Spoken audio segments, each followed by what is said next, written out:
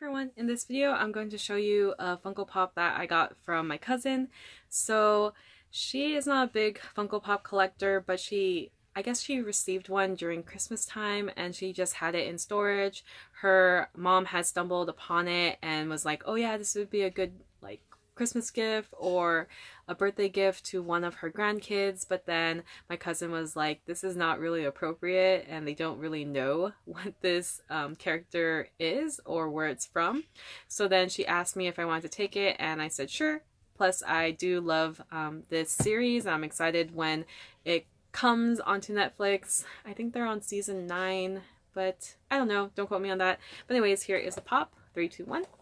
It is Tyrese from The Walking Dead, and the box condition is definitely not perfect. There's indents along here on the edge, as well as on the bottom right here, and then the flap is kind of flipped in, and then the window is not staying in. But since it's a gift and I do like The Walking Dead, I decided to take him in. I'm not sure if I'm gonna keep him in the box per se or have him out and about exploring the world of my Funko Pop collection. But yeah, so I'm really excited, and I had to really improvise how to bring him along with me back to California from New York. So I had this this big fluffy scarf and I wrapped him, and then I stuffed him in this unused kind of shoe bag. So then I protected him with jackets and clothing materials within, or clothing attire, whatever, in my suitcase, and cushioned him. And then this is how he came. So ever future reference, just have very fluffy stuff and then stuff it into a bag for your shoes and then cushion it, and then it should be safe. But I do not think that you should try doing that method for other valued pops, because this is definitely a common. But anyways, I also wanted to share the 4 different musicals I actually watched in New York as well, because I didn't cover it in my other videos because they went a bit too long, or I just wanted to focus on unboxings because it's been a while.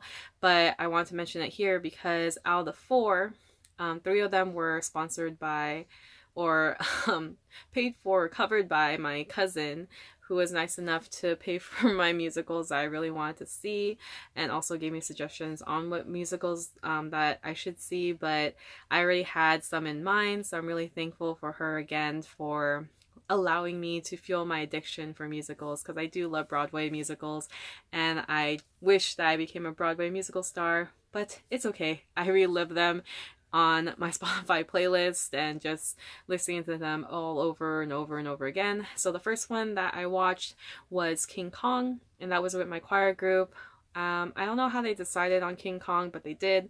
I honestly never watched any of the King Kong movies, whether it was the old one or the ones that were recreated again. So I didn't really know what to expect. I just knew King Kong was this giant gorilla from Skull Island.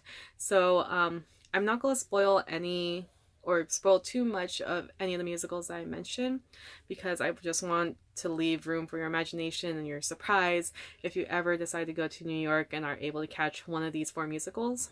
So let's just say the way that they portrayed King Kong was brilliant, and the way they utilized the stage in order to present this larger-than-life star on Broadway was amazing. I wasn't too keen with the music. It didn't really get me like jazzed up, or it didn't get me into the mode of like, oh my gosh, I'm going to sing these songs over and over again. But definitely the last song that's sung by the protagonist, I forgot her name, but I don't know, comment down below if you know the main character's name, that gets grabbed by King Kong and carried up onto the top of the Empire State Building. But the one that she sang at the end was very powerful and very relatable to not only myself, but also to the image or who King Kong was to her.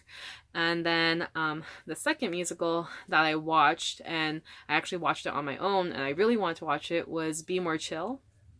So I just, again, love the staging. Both King Kong and Be More Chill definitely showed the power of technology when it comes to utilizing screens to create sceneries or to bring life into the sceneries.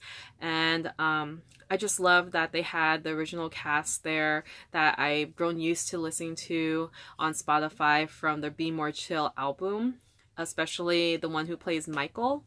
And I just love that like one song that Michael sings, or not one song, he sings in a bunch of them, but just the one that he sings solo in the bathroom.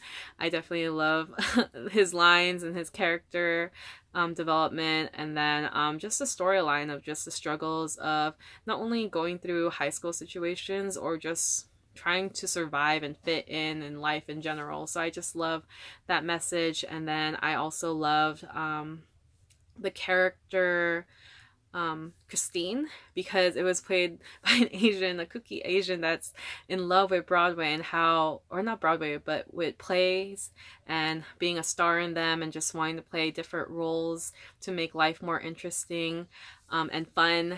And the one who played the Squip was pretty cool. So yeah, I'm definitely throwing out names and stuff. I don't want to kill the storyline, but you definitely should check it out. The music was great. The audience was wonderful. They were really energized and laughed at the right moments.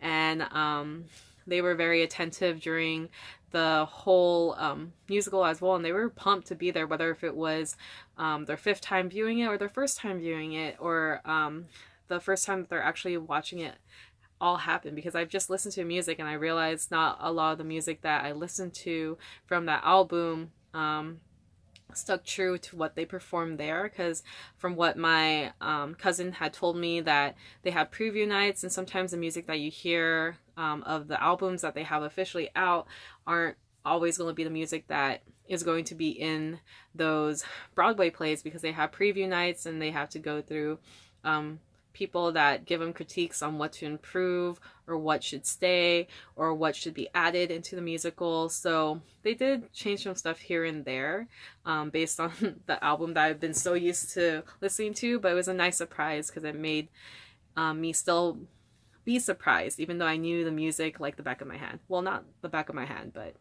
yeah, whatever. Anyways, the third one that I saw was My Fair Lady, and it was one of the musicals that I really loved when I was growing up. I liked the movie version, so it was cool seeing it in live action and not being actually part of it, because long story short, I was part of drama club. I had like a very small role in My Fair Lady. I really wanted to be Eliza, the main character, but unfortunately I wasn't good choice for the role at that time.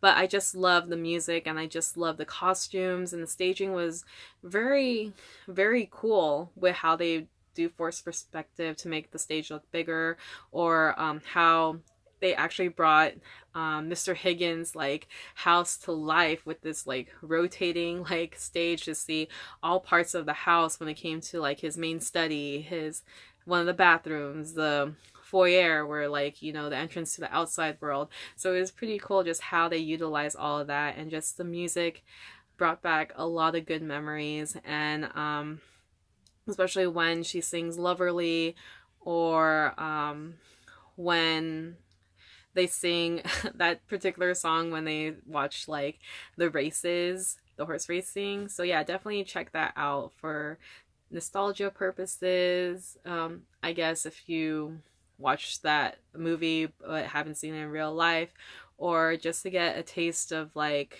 how, I don't know, how musicals were back then. Like I don't know where I'm going with it. I'm just like super excited to share my experience very briefly and very vaguely, and for those of you who are very confused, but I'm really excited.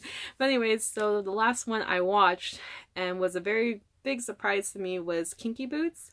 So I went into it very blindly. I only listened to one song, but I didn't know the context of the song. I didn't know the storyline. I didn't know anything. But it was really eye-opening, and I just love how it featured a lot of drag queens, and the music was great. I definitely wasn't into the first song that played, which set up the storyline. The second one was, it hit home. a bit, but the third one was what got me going, because that's when the beauty of Kinky Boots finally like hit home for me, or like hit me, and I was just like, oh my gosh, this is awesome. And just like the choreography, the costumes, the staging, the characters that you meet, especially Lola, who is the queen of the drag queens, and the inspiration of the making, or like, yeah, making of actual Kinky Boots. And I don't know, it's just like, you definitely need to watch that one to see why it won 6 Tony Awards when it was up for nominations. And it's just, I don't know, just in general, I just love musicals, because whether you're a part of it or whether you're watching it, I just love how it kind of hits home with what you're going through, or it has just like a beautiful message to either like never give up on your dreams, don't judge a book based on what you see on the outside, don't let anybody tell you what to do, or it's okay to be you, and it's okay to be awkward, or there's just so many different messages that you can get from Broadway musicals. And I just wish that I had more time to watch musicals more often, or I had actually more money to watch more musicals, but I guess I'll be satisfied with just Spotify and Wikipedia at this point, to get the synopsis of different musicals that my Spotify keeps suggesting. And I just love listening to the music again of musicals that I have seen, whether in movie form or real life form, and just replaying those scenes that I saw in my head and wishing that my life was a musical. But yeah, so that was pretty much it for this video. If you like this video, make sure that you click the like button. Also, make sure you subscribe to my channel if you haven't already. Follow me on my different social media accounts. They're going to be linked in the description below. And last but not least, I hope you have an awesome day. Bye!